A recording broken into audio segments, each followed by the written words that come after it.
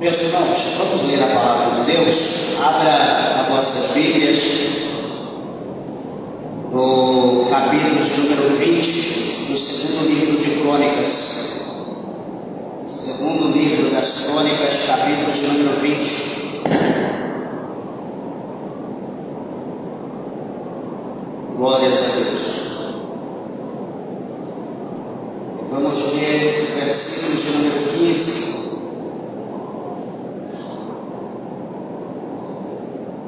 Segundo livro das Crônicas, capítulo de número 20, versículo de número 15, diz assim: E disse: Dai ouvidos todo Judá e vós, moradores de Jerusalém, e tu, ó rei Josafá, assim o Senhor vos diz: não temais, nem vos assusteis por causa desta grande multidão, pois a peleja não é vossa, mas de Deus. Amanhã descereis contra eles, eis que sobem pela ladeira de Giz, e os achareis no fim do vale, diante do deserto de Jeruel. Nesta batalha não tereis que pelejar. Postai-vos e ficai parados, e vede a salvação do Senhor para convosco, ó Judá e Jerusalém. Não temais, nem vos assusteis. Amanhã saíreis ao encontro, porque o Senhor será convosco. Amém? Podeis assentar, desocupem vossas mãos e dê uma salva de palmas para Jesus com alegria.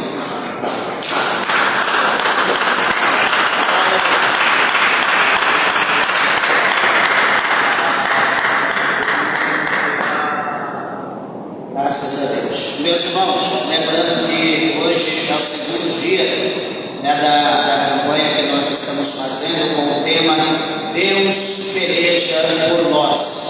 Louvado seja o nome do Senhor, é o nome do nosso Deus, que Ele é Deus que peleja pela nossa causa. E quando nós falamos que Deus peleja por nós, por que Deus peleja por nós? Porque nós olhamos aqui pelo cenário, no versículo de número 1, no versículo de número 2,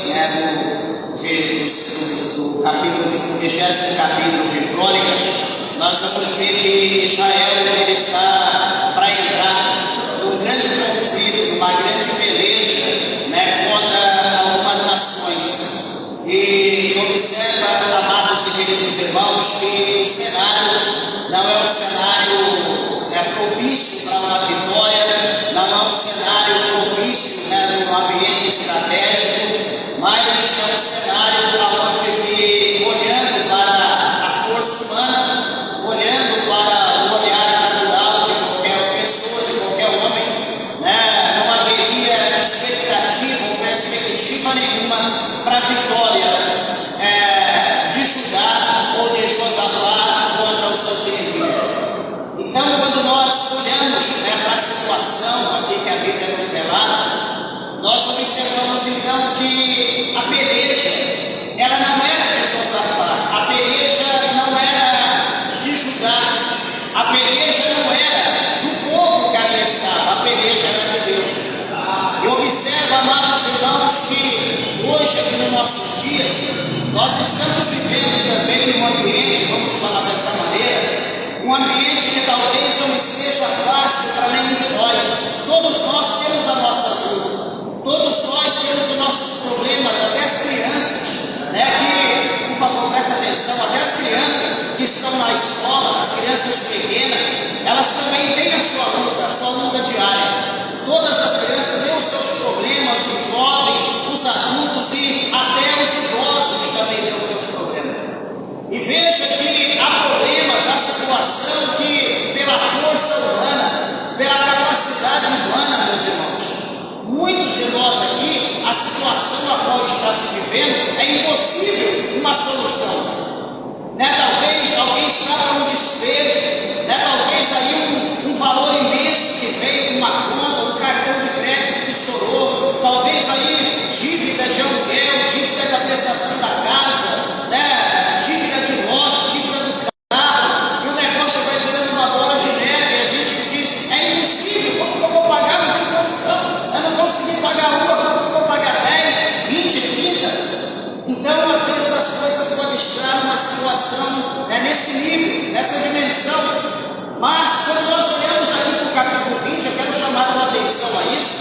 é que a história aqui de Josafá era olhando para o olhar dos generais, o olhar do comandante Josafá para todo aquele exército, era impossível vencer, não tinha como, pela ótica humana era impossível. Mas o que vai acontecer, o que a Bíblia vai mostrar para nós, que em meio a essa crise que estava, em meio Josafá, Judá, cercado pelos seus infinitos e incontáveis inimigos, a Bíblia vai mostrar para nós que Josafá demonstrou aquilo que todos nós demonstramos, de que maneira a nossa reação ou a reação humana. Em meio a todos os problemas que vêm sobre nós, qual é a nossa reação primária? É ter preocupação? É ter medo? E Josafá, a primeira reação que ele teve é medo. A Bíblia diz no versículo de número 3 que Josafá, ele temeu. Josafá, ele sentiu medo, desespero, e ele olhou para ele e viu-se como impotente diante dos inimigos. Imagina uma pessoa impotente, você querer fazer algo, você querer algo, você não conseguir, isso te dá desespero. A vontade que é de morrer, a vontade que vem no coração, na mente, é eu sou inútil. E Josafá, quando nós olhamos a reação humana, como ser humano, isso veio na mente de Josafá. Ele teve medo. A Bíblia mostra para nós que ele teve medo. Só que agora, no tocante a isso, Josafá, ele vai usar uma estratégia. Ele vai usar uma estratégia que um pouco de nós utilizamos. E a estratégia que Josafá ele vai usar, ele vai buscar a face de Deus, ele vai clamar a Deus, ele vai pedir auxílio dos céus, ele vai invocar o Senhor. E não só ele, meus irmãos, mas ele vai convocar todo o seu povo, ele vai convocar toda a nação de Judá, toda Jerusalém. E o que vai acontecer? A Bíblia vai mostrar para nós que no tocante à humilhação dele vai haver resposta. Vai haver resposta de Deus. O Senhor vai responder a oração de Josafá. Uma coisa que é interessante que a palavra de Deus nos mostra no capítulo de número, presta bem atenção, capítulo de número 21, no verso 22 do Evangelho de São Mateus. O Senhor Jesus ele diz lá que tudo que nós pedirmos na oração, crendo, nós receberemos. O Senhor Jesus ele diz nessa palavra, Mateus 21, 22, tudo que pedires em oração, crendo, tereis, crendo, recebereis. Então, a oração, meus irmãos, ela não é apenas um comunicado, não é apenas falar com uma pessoa qualquer, mas é falar com Deus e ter a certeza que vai vir a resposta divina no momento certo, na hora certa que nós precisamos. Deus, ele ordena, dizendo: a batalha, ela não é vossa, a batalha, ela é minha. No versículo 15 que nós lemos, o Senhor diz: dai ouvidos todos Judá e vós, moradores de Jerusalém, e tu, ó rei Josafá, assim diz o Senhor: não temais, nem vos assusteis por causa desta grande multidão,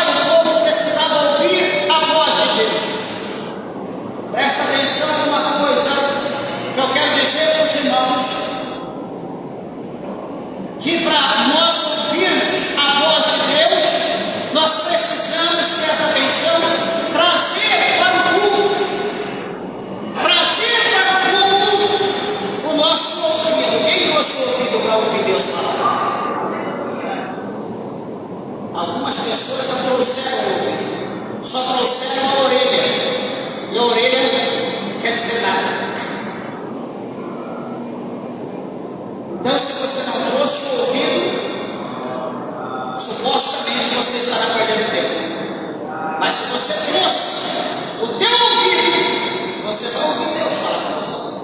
Porque o Senhor falou: olha, Judá, Jerusalém, e tu, Josafá, dai ouvido. Esteja atento, ouça o que eu vou falar. E o que o Senhor vai querer dizer? A peleja, ela não é força, mas a peleja é minha. Por que Deus, Ele tomou frente daquela guerra? Por que Deus, Ele se colocou adiante? Por que Deus se tornou escudo? Por que Deus se tornou uma espada ofensiva contra o inimigo? Por quê? Porque Josafá, com todo o povo, eles consagraram e oraram a Deus, pedindo o socorro de Deus. É diferente de muitos de nós. Eu vou fazer esforço. Eu vou tentar. Eu vou lutar. Eu vou guerrear. Eu vou usar todas as minhas forças. Eu vou usar tal remédio. Eu vou pedir ajuda, não sei para quem. Eu vou pedir auxílio lá para tal pessoa. Meus irmãos, essa atitude é uma atitude inútil. A Bíblia fala para nós, por intermédio do salmista, que em vão é o socorro do homem. A Bíblia diz que maldito é o homem que confia no homem e faz do seu braço a sua força. A nossa fé, ela precisa estar em Deus, voltada para Deus, independente da circunstância. Nós precisamos confiar no Senhor e todos os nossos problemas, todas as nossas lutas, nossas dificuldades, nós temos que apresentar a Deus e pedir o socorro do céu para Deus. Temos que clamar e pedir para Deus que toma a frente. Senhor, eu preciso, Deus, se libera, Senhor, eu quero se liberar desse cigarro, em nome de Jesus. Chupeta no cão, hoje é a última vez que eu te coloquei na minha boca, nunca mais, em nome de Jesus, você não terá poder sobre a minha vida, em nome de Jesus. Eu bebo, eu encho a cara. Hoje, Satanás, hoje, Zé Bilitra, foi a última vez que eu coloquei a nossa na minha boca. Foi o último copo. Em nome de Jesus, você não terá poder mais em minha vida. Você está derrotado, você está repreendido. Em nome de Jesus. Será que é assim que nós estamos fazendo? Eu sou viciado no jogo. Em nome de Jesus, hoje é a última vez, Satanás, que eu estou gastando meu dinheiro no jogo. Em nome de Jesus, você está repreendido na minha vida. Nunca mais. O dinheiro que eu gastava com o jogo eu vou ofertar, eu vou dizimar na obra de Deus, e Deus vai me dar 100 vezes mais. Em nome de Jesus. É diferente. Você diz: eu vou tentar, eu vou me esforçar, eu vou procurar alcoólatras anônimos, eu vou procurar. É diferente de você falar em nome de Jesus. Olha aqui, vocês estão olhando para mim, todo mundo está me vendo. Quando eu conheci Jesus, aceitei Jesus, voltei para a presença de Deus. Na sexta-feira, quando saía do trabalho, já tinha na frente uma padaria bem grande e bonita.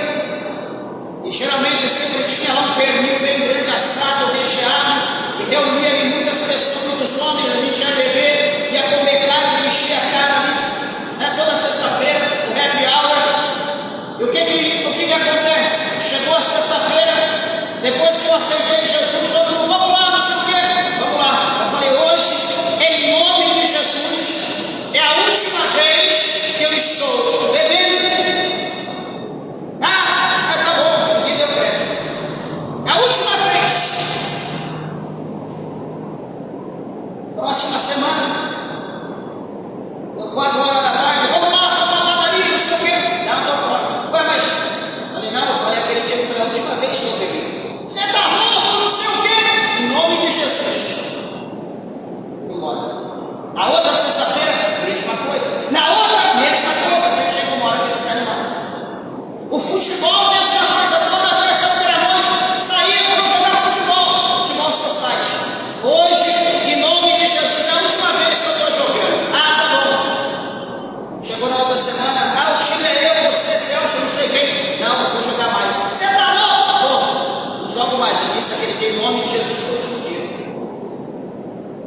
até hoje, para a glória de Deus. Hoje eu chuto o cão, acendo a bica dele de fogo e mando ele para o inferno. Então nós temos que ter fé em Deus, e quando nós falarmos, nós usamos a palavra de Deus com autoridade. Não é, eu confio no fulano, eu confio no ciclano, eu confio no médico, eu confio no remédio. Eu confio em Deus. Se Deus quiser, amém. Se Deus não quiser, amém. A minha fé continuará em Deus, inabalável, porque todo o poder está em Deus e provém de Deus para a minha vida, para a minha casa, para a minha família, para tudo que eu fizer, vem de Deus.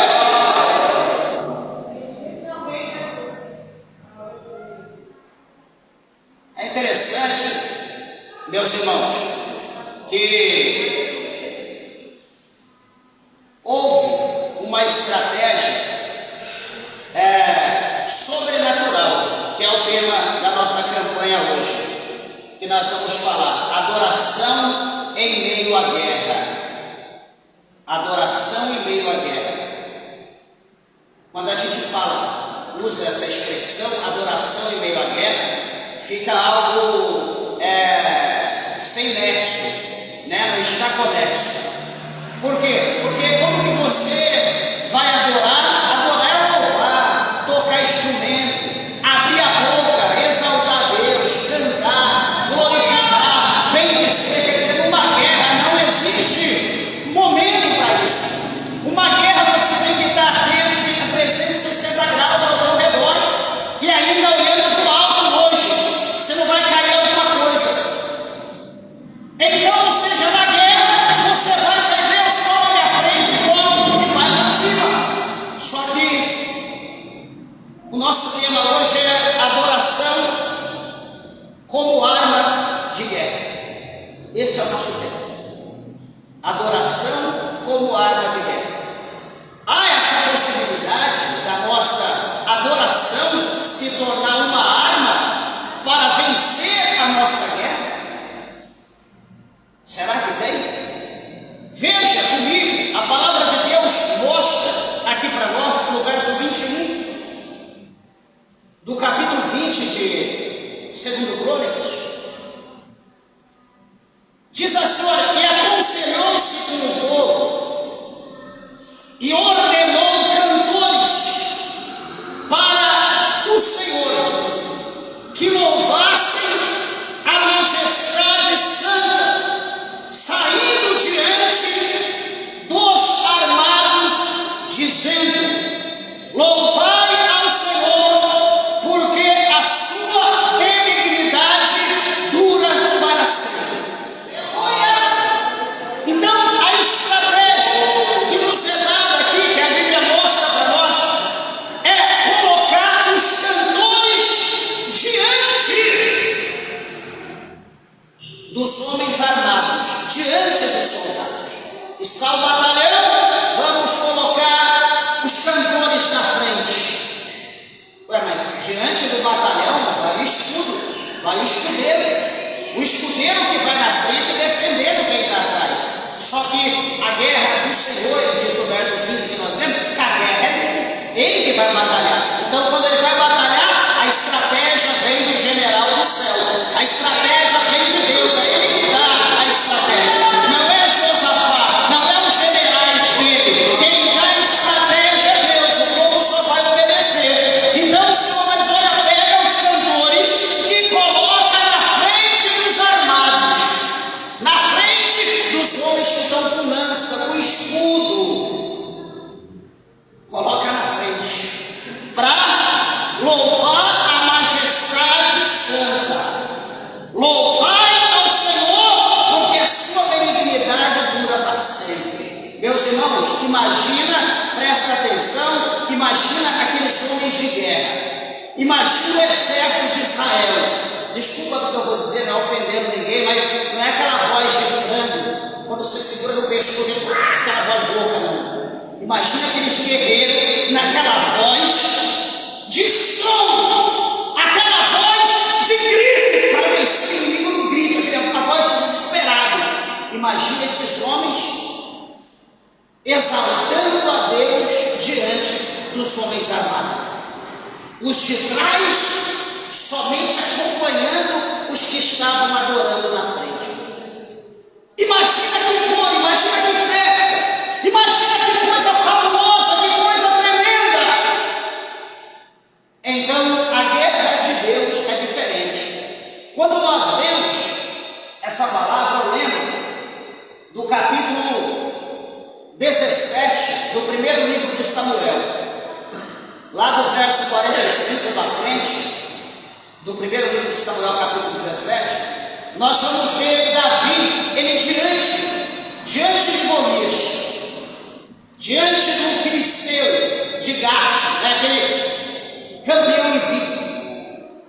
Davi, um jovem, um mancebo, sei lá, máximo 15 anos, sobe ali no lugar alto e diz para todo mundo, todo o exército de Israel, inclusive para Saul,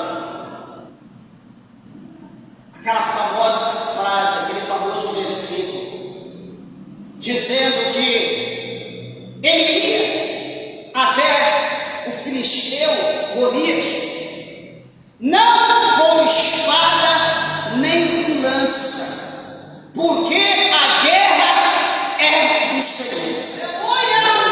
Ele não precisava espada nem lança para lutar, porque quem ia derrubar o filisteu era o Senhor. A guerra era de Deus. Agora por quê?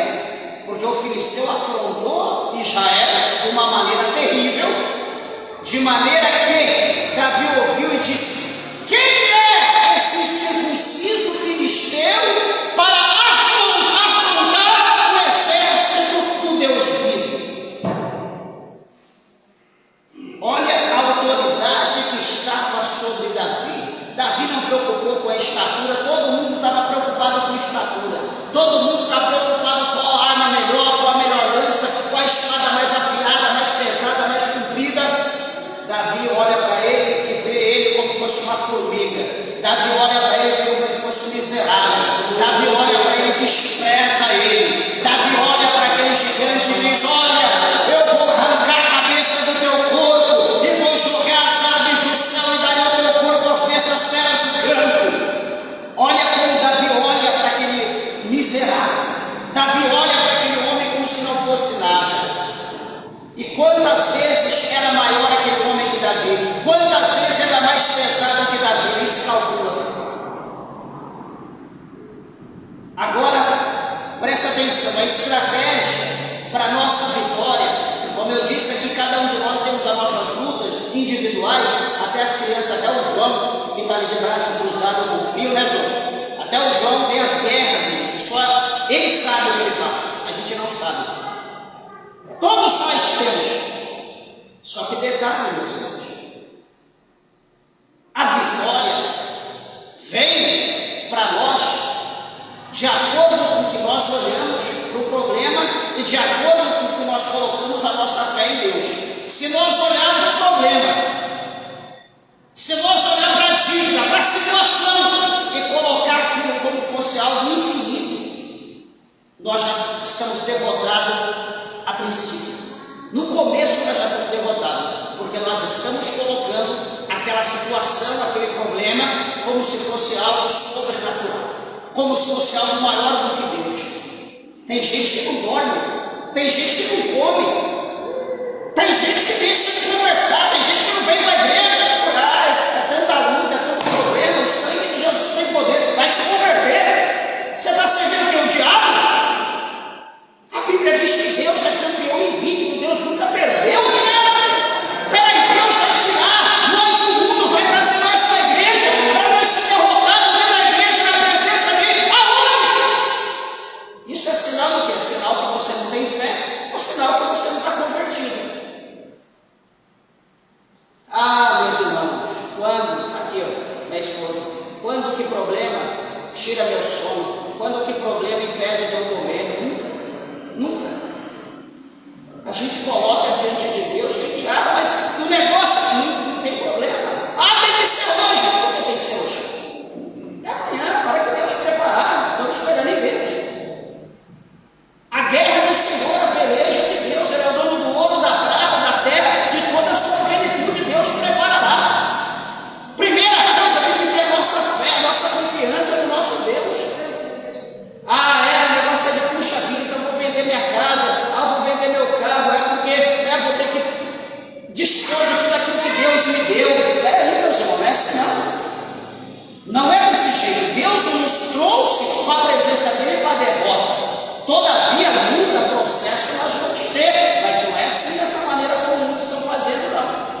Tem pessoas se matando pelas suas mentes. Esses tempos atrás aí estava uma febre, uma peste de pastor, todo tipo de gente se matando. Aonde está a fé das pessoas? Será que o problema é tão grande assim, é maior do que Deus? Então, olhando aqui para a palavra de Deus, voltando aqui para o capítulo 20 de 2 Crônicas, o Senhor ordena que coloque os adoradores na frente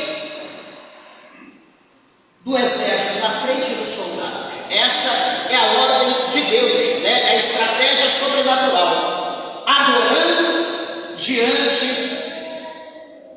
do exército. Ou a vitória vem por intermédio da adoração. E o que é importante aqui, que a Bíblia mostra para nós, que a adoração, em toda parte, era uma estratégia espiritual. Talvez você não sabia disso. É uma estratégia espiritual. Toda adoração. Não existe nenhum meio de culto que não há adoração. Todo culto, para ser um culto, tem que haver adoração. Tem que haver, não existe nenhum tipo de ritual de trabalho que não tem louvor, que não tem música, que não tem canto, que não tem instrumento. Então, diante de Deus também, diante do povo de Deus, vai ser a mesma coisa. Veja que a Bíblia vai mostrar para nós que o poder da adoração acontece não no momento que nós estamos vendo, nós estamos adorando, mas no mundo sobrenatural, na parte invisível que nós não vemos, no sobrenatural, a mão de Deus ela é movida. Né? A palavra de Deus mostra para nós que Deus ele habita em meio aos louvores. Deus ele habita, ele mora em meio aos louvores. Então nós precisamos confiar e ter o perfeito louvor nos nossos lábios. Observa quando nós vemos no capítulo 16, né? Alguém talvez até pensou nisso, o capítulo 16 de Atos dos Apóstolos, lá no verso 25, verso 26. Atos dos Apóstolos 16, verso 25 e 26. O que a Bíblia mostra para nós lá? A famosa história de dois homens conhecidos como Paulo e Silas, que estavam ali pregando a palavra de Deus, expulsou um demônio de uma mulher que tinha um espírito de adivinhação. Paulo e Silas repreendeu aquele demônio. O que vai acontecer? Presta atenção. Paulo e Silas, eles são entregues aos magistrados. Na praça pública, eles são julgados. Na praça pública, eles são condenados. Na praça pública, eles começam a ser açoitados. E a Bíblia diz que as suas vestes são rasgadas, são despidos. E na praça pública, eles são açoitados aos olhos de todas as pessoas.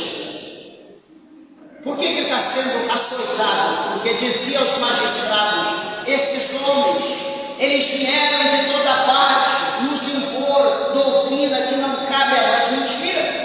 Eles expulsaram o demônio. Aqueles homens ganhavam dinheiro com o espírito da mentira. Aquela mulher não adivinha mais. Agora eles não vão ganhar mais alguma coisa. Agora eles vão mentir para Paulo e Silas serem presos, serem condenados. E além de ser açoitados, derramar o seu sangue, a Bíblia diz que eles são levados para o cárcere, são amarrados de mão e pés, estão ali aprisionados, estão ali algemados entre outros homens, derramando sangue inocente.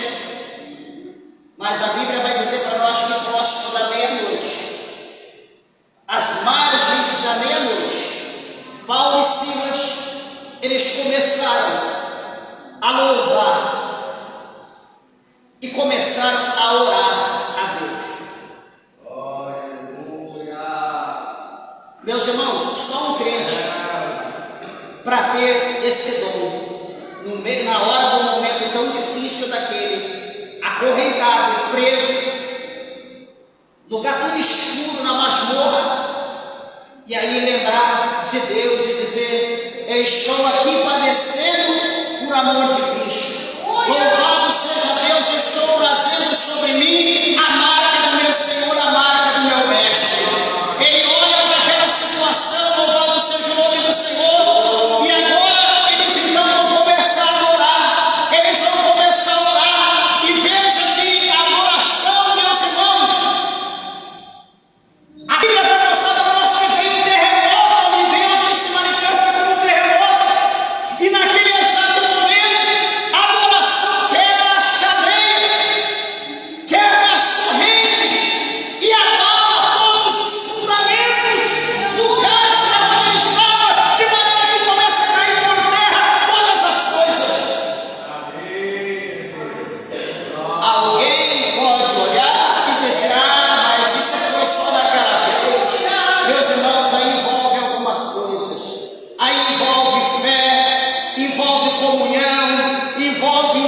intimidade, envolve o perfeito louvor que sai lá de dentro do coração, não é só de lábio, não é aquele louvor que é para Deus mesmo, não é que se exploda, não é isso não. O negócio de Paulo e Silas era profundo, é coisas que qualquer um de nós também podemos colocar em prática, desde que nós confiamos no Senhor como esses homens confiaram.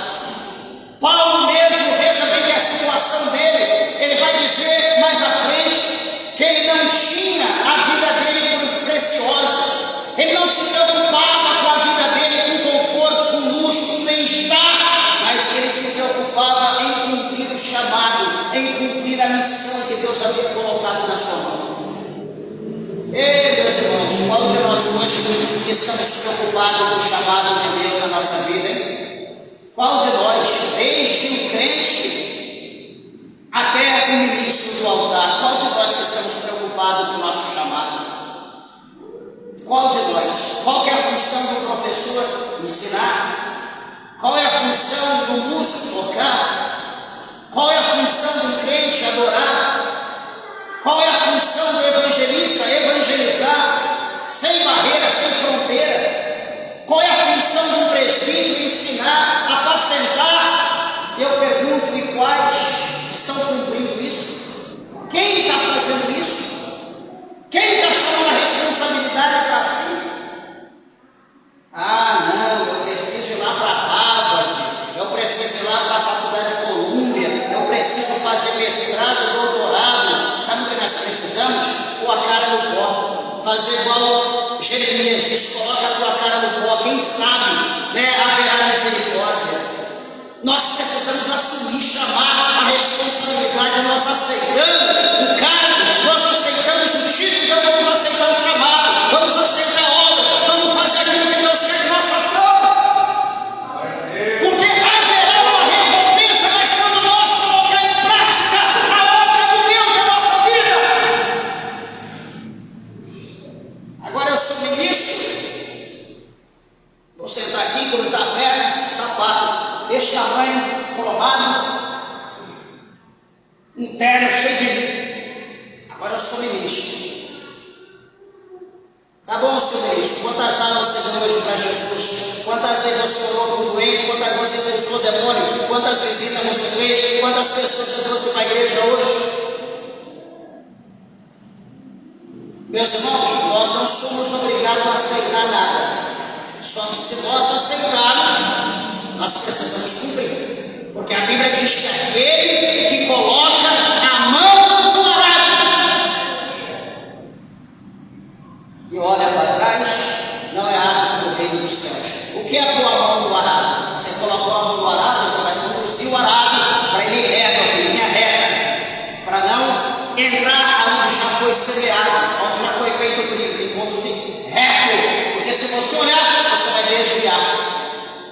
Você aceitou o chamado, então cumpra o teu chamado. Você não é obrigado a aceitar, mas você aceitou, faça o teu papel, seja homem, seja mulher, seja responsável, porque um dia você vai ter que dar conta. E você pode até perder a tua salvação por irresponsabilidade. Tá louco, pastor? Tô louco, tô louco sim, você tá uma besta. Já leu Mateus 25? Já leu Mateus 25, versículo 14 até o versículo 30? Quando o Senhor ele dá os talentos a cada um do servo segundo a capacidade, o Senhor não deu talento para ele, dizendo, ai, você é bonito, ai, você é lindo, tem os olhos vermelhos, tem o olho cor de mel. Não, segundo a capacidade, disse, granjeai, multiplicai, porque eu vou voltar, uma hora que você não sabe, eu vou querer o meu em dobro. Cada um segundo a sua capacidade trabalhou. Mas teve o último, que simboliza muitos crentes de hoje, né, que só quer o nome, olha a credencial aqui, ó, pastorzão 5 estrelas, olha a Bíblia, né, um sem vergonha da vida, que só quer saber de viajar, não tem responsabilidade com a igreja, pôr a mão no arado, cuidar da obra, não quer saber não, eu sou itinerante.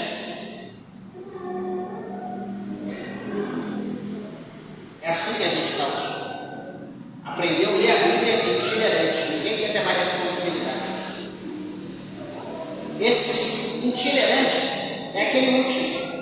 recebeu o talento, olhou para o lado, vou pôr a mão em obra aqui, vou me esquentar a cabeça com o povo. Peraí, arrancou lá, guardou, tampou e ficou lá dormindo, esperando o Senhor voltar, atrapalhando os que estavam trabalhando, atrapalhando aqueles que estavam fazendo a obra.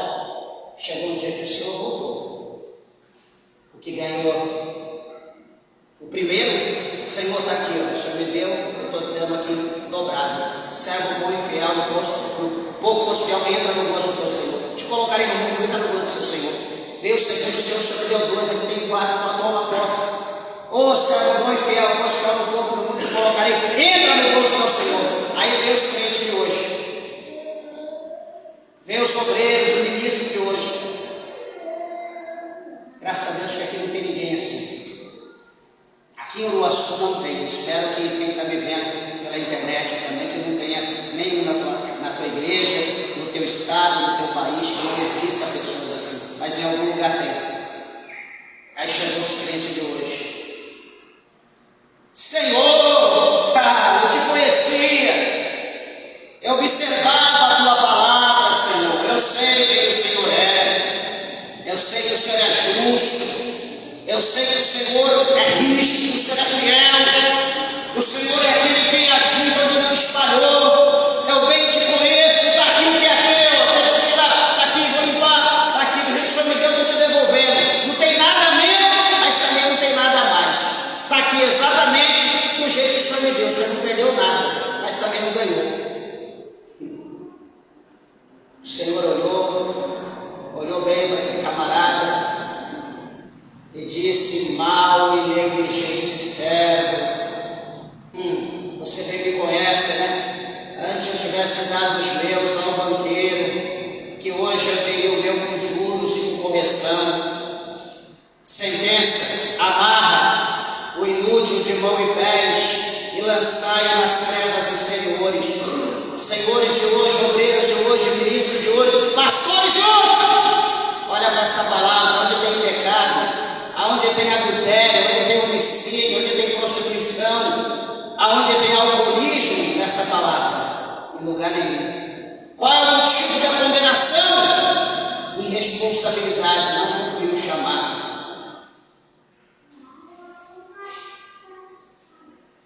É preocupante, é preocupante. É igual a pessoa hoje, é policial, mas não cumpre o papel. A policial não prende bandido, a policial não cuida da sociedade, é médico, não está nem aí com o paciente, não está nem aí se morrer, é menos um para trabalhar, para cuidar. Meus irmãos, a responsabilidade é crime, e muitos crentes, muitos obreiros, muitos ministros vão pagar pela irresponsabilidade. Cuidado, meus irmãos, o negócio é sério. Mas, vendo aqui a estratégia, que a adoração ela muda o ambiente, a adoração ela quebra. Eu sempre dizia para minha esposa antes, ou para alguns irmãos, sempre que você for pregar, para não ficar naquele gelo, naquele frio, naquele ensaio de louvor, louve a Deus antes. No começo, antes da minha esposa pregar, entre outras irmãs, pessoas das igrejas que ele dirigiu, louva antes, canta um louvor ali, inspirado, com fé, envolva no mistério do louvor, deixa Deus trabalhar ali. Quando você for pregar, o Espírito Santo já trabalhou na tua vida e você vai pregar tranquilamente. Lógico que vai ter aquele medo, mas vai ter menos, a sensação vai ser menor. Faça uma oração com fé, antes de pregar, ora, pede para Deus, enfim, expulsa todo medo, todo mal, peça para Deus abrir a porta, ore com fé, e depois da oração, quando você vai pregar, as coisas vão fluir. Então, tanto a adoração, o louvor, quanto a oração, meus irmãos, no âmbito espiritual, há um grande mover, e nós precisamos de crer nisso. Outra situação, a Bíblia mostra para nós que as armas de Deus, elas confundem os nossos inimigos. As armas de Deus confundem. Por quê? Porque a arma de Deus não é a nossa arma. Qual que é a nossa arma? Seria uma faca, seria um revólver, seria seria uma pistola, essas seriam nossas armas. Mas a arma de Deus é diferente. O capítulo de número, se não me engano, 29 de Jeremias, a Bíblia diz para nós que a palavra de Deus, ela é uma ferramenta, ela é um martelo, que ela esmiuça a pedra. A palavra de Deus tem esse poder. Lá no capítulo de número 4, versículo 12, do escritor aos Hebreus, a Bíblia diz lá para nós que a palavra de Deus, ela é uma espada afiada de 2 gumes, que penetra na divisão da alma e do espírito, entre juntas e medulas, e ela é apta para discernir pensamentos e intenções do coração humano. A Bíblia diz que a palavra de Deus, ela é como um fogo, aquele fogo que consome a palha. Então as armas de Deus, meus irmãos, elas são diferentes. Ela confunde o inimigo, pois nós sabemos que a adoração desorienta as forças espirituais das trevas. Quer ver? Olha aqui comigo o Salmos de número 149. É muito interessante, eu estava aqui meditando esses salmos hoje. Salmos 149, o versículo de número 6. Veja o que o salmista, aqui onde ele diz o título: os fiéis louvam a seu Deus. Os fiéis louvam ao seu Deus. Os fiéis, aqueles que não é fiel. 149, versículo 6. Diz assim: esteja na sua garganta os altos louvores de Deus, e espada de 2 fios nas suas mãos. E ele continua no verso 7: para tomarem vingança dos gentios e darem repreensões aos povos, para prenderem os seus reis com cadeias e os seus nobres com grilhões de ferro. E encerra: para fazerem neles o juízo escrito. Esta será a honra de todos os seus santos. Louvai ao Senhor. Então, aqui o salmista mostra claramente que o louvor tem que estar na nossa boca, os altos louvores dos nossos lábios, e na nossa mão a espada de 2 gumes. Aqui, ó. Na nossa boca o louvor e na nossa mão a palavra,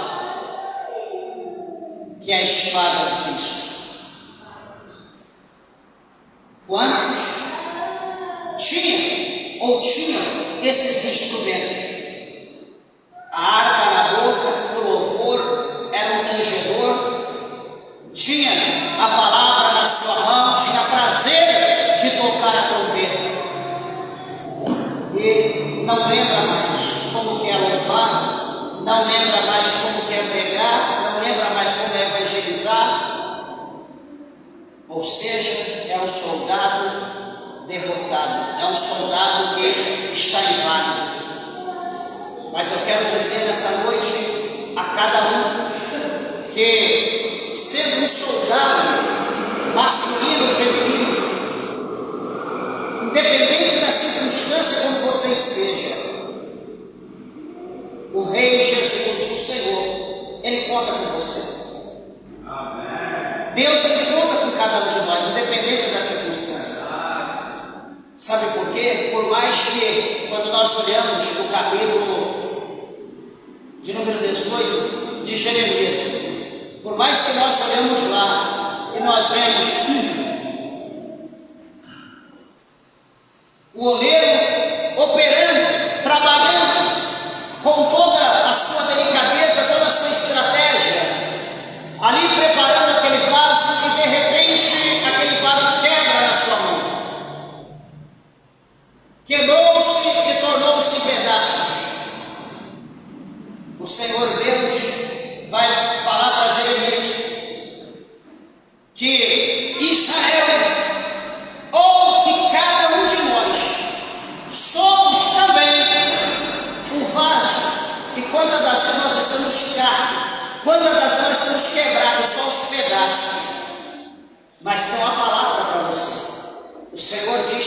mesmo que tiver só os pedaços, o Senhor tornará com aqueles pedaços a fazer um vaso novo. Deus trabalhará, Deus moldará e fará um vaso de honra para a sua presença, para a sua utilização. Então, por mais que você esteja quebrado, por mais que você esteja rapado, por mais que você pode achar que está inutilizável, mas Deus, Ele é o oleiro supremo e nós somos o barro, e Ele tem o poder de fazer uma obra nova na vida de cada um de nós, desde que nós cremos e que nós deixamos Ele trabalhar na nossa vida. Por quê, meus irmãos? Tem gente que não quer deixar Deus trabalhar. Tem gente que quer trazer os méritos para ele mesmo. Ele não quer dar honra, ele não quer dar glória para Deus. Mas deixa Deus ser Deus na tua vida hoje. Deixa Deus trabalhar na tua vida hoje. Deixa Deus fazer a obra, fazer aquilo que Ele tem que fazer na tua vida. Começa a adorar a Deus, começa a louvar o Senhor, começa a dar glória a Deus, começa a dar aleluia. Lembra quando você era batizado com o Espírito Santo? Lembra quando você falava em mistério? Lembra aquele fogo, aquele calor, aquela unção, aquela virtude de Deus que descia na tua vida? Lembra quando você dava lugar? Lembra quando o Espírito de Deus te usava, te tomava? Ele não morreu. Deus é o mesmo, o Espírito Santo é o mesmo. Pastor, mas por que não acontece mais isso? Porque você não deu lugar. Porque você não quis mais. Porque você se contaminou. E o Espírito de Deus não habita em tempo sujo. Você se esfriou, você escureceu. Mas a partir do momento que você se levantar, lembrar como João, lá no Apocalipse, ele disse: lembra da onde você caiu? Levanta. Se arrepende. Pratica as primeiras obras. O Senhor está dizendo: olha para a situação, olha como que era. Olha como você era, olha como que você está hoje. Começa a analisar, faça uma retrospectiva. Lembra a comunhão, lembra o contato, lembra o mistério. A culpa não foi minha, a culpa foi tua. Mas se você quiser de novo, se você se dispor, se você se arrepender, se converter, eu derramarei a minha glória. E detalhe, o Senhor diz que a glória da segunda casa é maior que a da primeira. Ou seja, Deus fará coisa sobrenatural na tua vida que Ele ainda não fez. Mas isso é para quem crê. Será que alguém crê nessa palavra de Deus?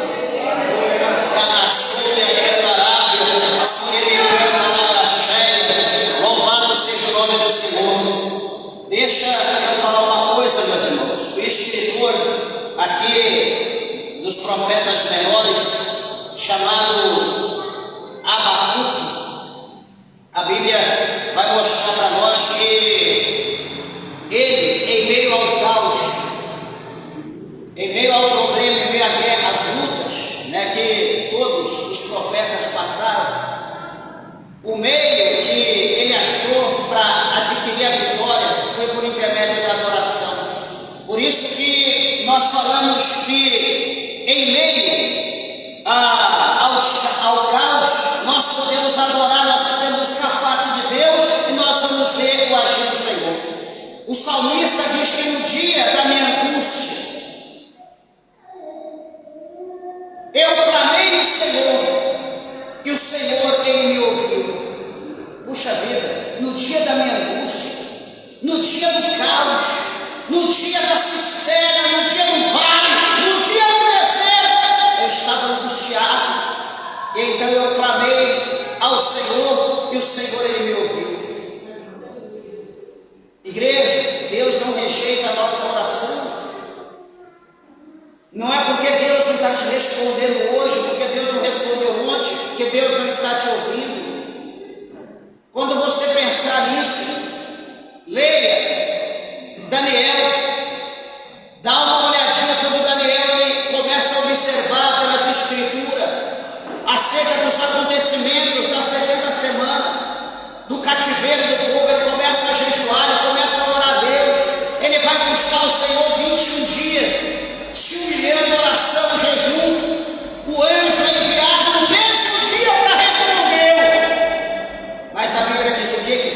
levanta o inimigo. Lá o rei da Pérsia se levanta e há um confronto, há uma guerra, há um combate que atrasa a resposta a Daniel. Então Deus é o mesmo, o cenário é o mesmo. Basta nós olharmos para a palavra de Deus e confiar no Senhor e perseverar, porque na nossa perseverança nós vamos ver o milagre de Deus, a glória de Deus na nossa vida. Lá passou de a candarábia, suína e crenta lá da cheia. Ah, não, eu fiz a campanha, Deus não respondeu. Ah, eu fui para o monte, Deus não respondeu. Ah, eu fiz não sei o que, nada está acontecendo, eu vou parar.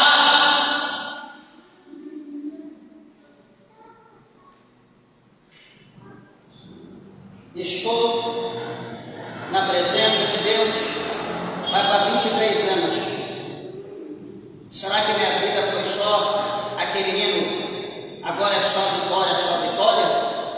Ou será que é sabor de mel, sabor de mel, sabor de mel? Deus sabe o que nós passamos até hoje, até agora, até hoje, exatamente hoje, dia 20 de junho de 2025. Só Deus sabe o que nós passamos, o que nós estamos passando. Pastor, você teve vontade de desistir, de voltar para trás? Nunca, de maneira alguma.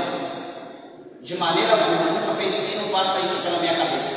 Por quê? Porque eu sei, eu lembro o mundo que eu vivi. Eu lembro quem eu servia. Eu lembro que eu passava. Por mais difícil que esteja hoje, mas o passado meu foi muitas vezes pior do que o que eu passo hoje na presença de Deus.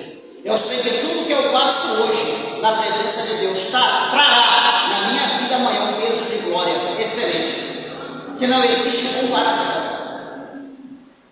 Então não adianta eu querer desistir, não adianta eu querer parar, porque só para quem é covarde, só desiste quem é medroso. Nós temos um Deus que Jeremias diz: mas o Senhor está comigo como um valente guerreiro. Capítulo 20, verso 11. O Senhor está comigo, também está comigo, está com cada um de nós. Ele não nos abandona, Ele não faz acepção de pessoas. Olha o que Abacuque, no capítulo 3, no versículo 17, ele diz: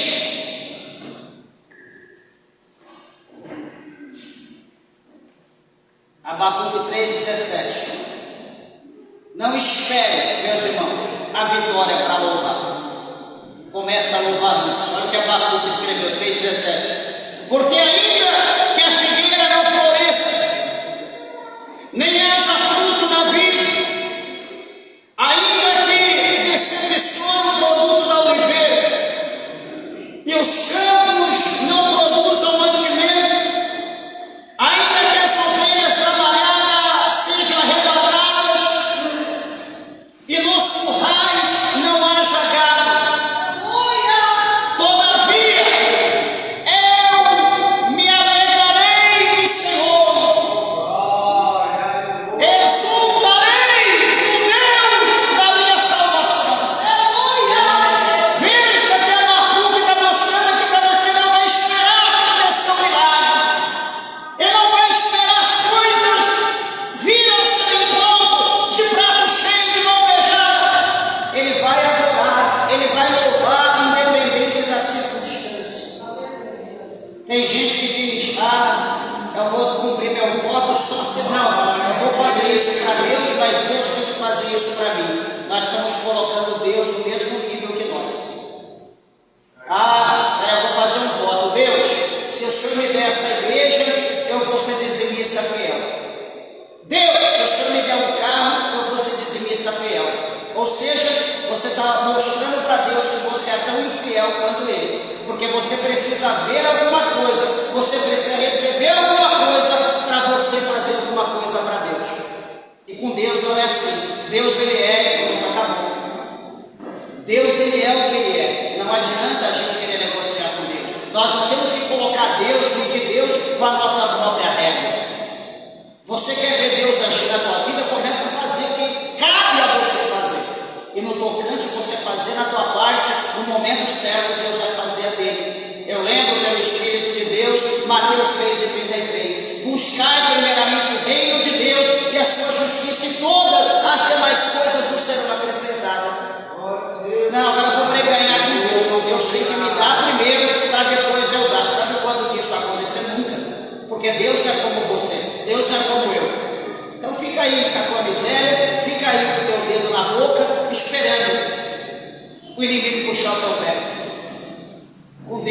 assim, não, meus irmãos. Deus é Deus, nós somos nós. A Bíblia diz: seja Deus verdadeiro e todo homem mentiroso. Deus está lá em cima, nós estamos aqui embaixo. O lugar mais alto que nós podemos chegar é embaixo do pé do Senhor, porque a Bíblia diz que o céu é o trono dele e a terra é o escabelo dos pés dele, aonde ele apoia o pé. Todos nós estamos embaixo do pé dele. Todos nós estamos no mesmo nível. É pastor, é reverendo, é bispo, é rico, é o que for. Está todo mundo embaixo do pé dele. É o lugar mais alto que nós podemos chegar. Então vamos nos humilhar, vamos dar honra a Ele, porque Ele é digno de toda honra, Ele é digno de todo louvor, de toda adoração. Amém, meus irmãos? Que Deus, o Senhor, possa abençoar a tua vida, que Deus possa te fortalecer e alegre o teu coração, a tua alma, porque grandes coisas para Deus por ti, em nome de Jesus. Amém?